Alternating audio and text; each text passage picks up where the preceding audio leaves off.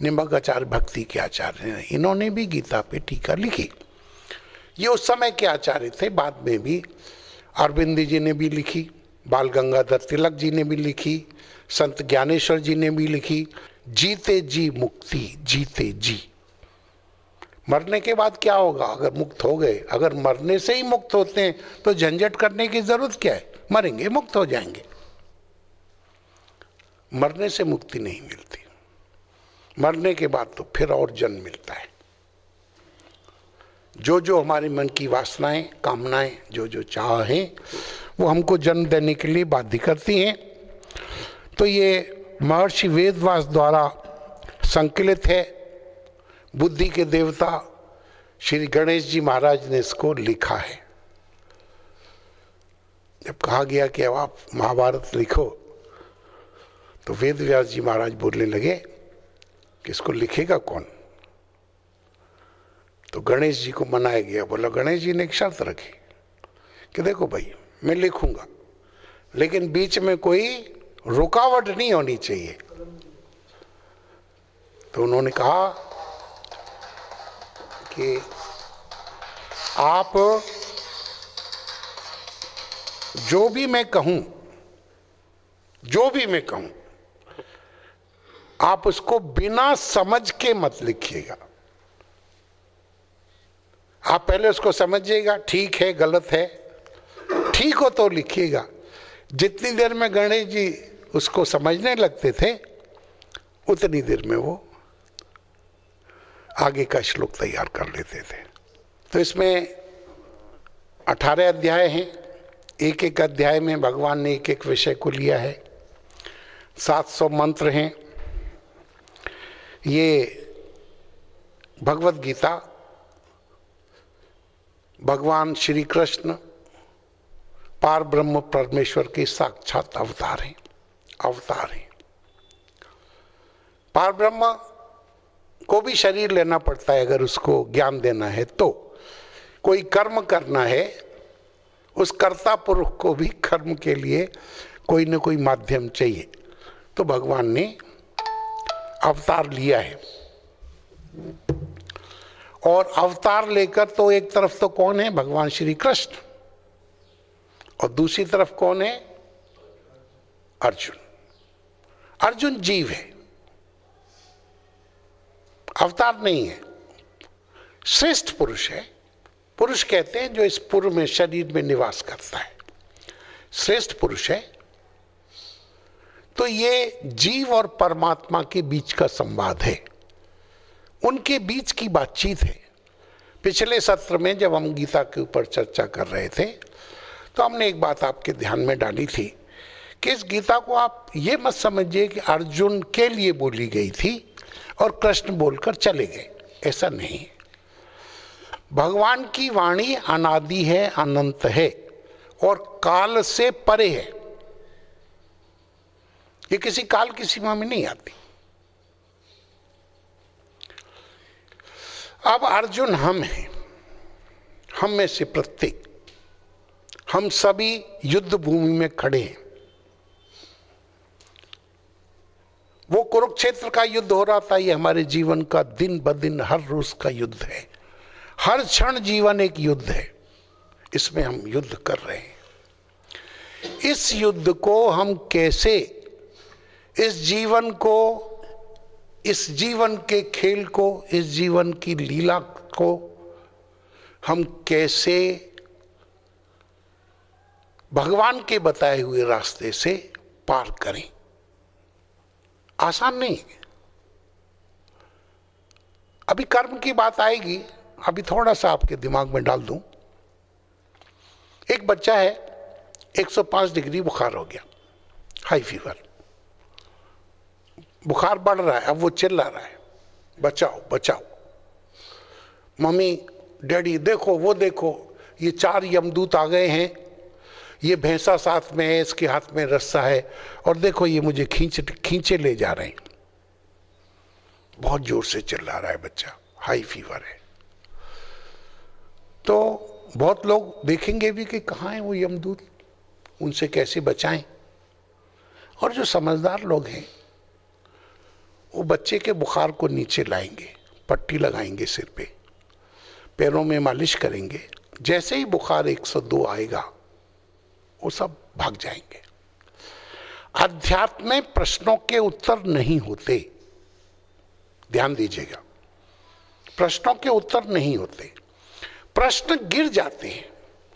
जैसे वो भूत भाग जाते हैं, भगाने नहीं पड़ते, ऐसे ही प्रश्न गिर जाते हैं। प्रकाश होता है, रास्ते में दिखाई दिया कहीं रस्सी जैसी पड़ी थी, लगा सांप पड़ा है, डर के भागते, मार दें सांप को, क्या करें, कैसे जीवन बचाएं, 100 तरीके। एक क्षण की रोशनी होती है, दिखाई देता है रस्सी है, कहां गया सांप, भगाना नहीं पड़ता। जीवन में कुछ नहीं भगाना है, जीवन को समझना है, समझना है भगवान श्री कृष्ण की वाणी के अनुसार। अब वो बता रहे हैं अर्जुन को कि अर्जुन, तेरा ये जो विषाद है, ये जो तू शोक और मोह से ग्रसित है, ये अज्ञान के कारण है। इसका और कोई हेतु नहीं है। हेतु क्या है? अज्ञान। इस अज्ञान को तू समझ और अपना जो कर्तव्य कर्म है अर्जुन का, उस कर्तव्य कर्म को तू भली प्रकार कर। दूसरे अध्याय में आ जाएगा, वो कहेंगे कि देख, तेरे दोनों हाथ में लड्डू हैं, मर जाएगा, युद्ध, तू क्षत्रिय है, युद्ध भूमि में तेरी मृत्यु होगी तो तू स्वर्ग को प्राप्त करेगा, और अगर तेरी विजय हो जाएगी तो इस धरती का राज्य प्राप्त करेगा। ऐसी बुद्धि भगवान दे रहे हैं। एक गाइड है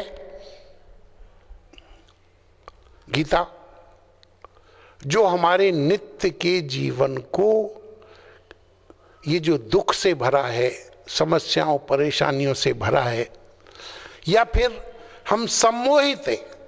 कबीर ने एक बात कही है, कुएं में ही भांग पड़ी है, किससे बात करोगे? जिसके पास जाओ वो यही पूछेगा, बाल आपके बच्चे कैसे हैं, और कामकाज ठीक है, सेहत ठीक है। जैसे वो भी 10, 20, 50 हजार साल जिंदा रहेगा और हम भी जिंदा ही रहेंगे, शरीर छोड़ के जाना नहीं है। अंदर देखो, सब खोखले हैं, सब खोखले, एक दूसरे का हालचाल पूछ रहे हैं। You scratch my back, I scratch your back. तो ये जो लीलामय, और यही तो जादू है कुछ नहीं, ये संसार कुछ नहीं है, लीला है, प्रतीति मात्र है, लेकिन ये बिल्कुल सच लगता है। एक बार बचपन में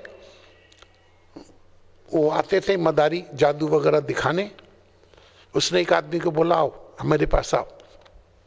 बुलाया, हाथ में नींबू रखा था, बोला जमूरे, इसके नाक में नींबू डाल दें।